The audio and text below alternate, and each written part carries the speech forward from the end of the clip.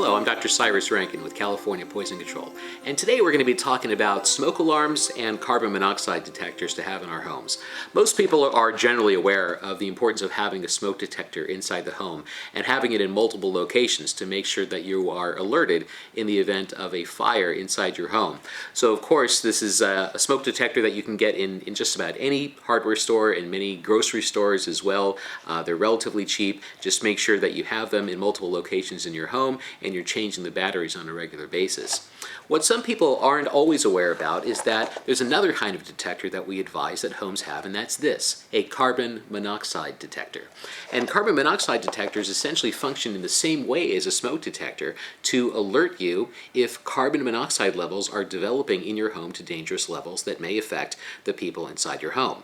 Now, the reason that carbon monoxide may develop in your home is if there is what we call the incomplete combustion of oxygen. And what happens in this situation is that you may have a space heater or some kind of gas appliance in your home that is not burning fuel the way it's supposed to. And when that happens, sometimes the dangerous gas, carbon monoxide, can develop into toxic amounts inside your home.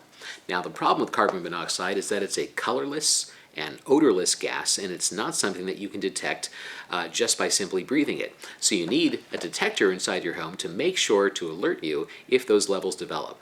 And if they do, make sure you exit your home, call the fire department right away, and let them help.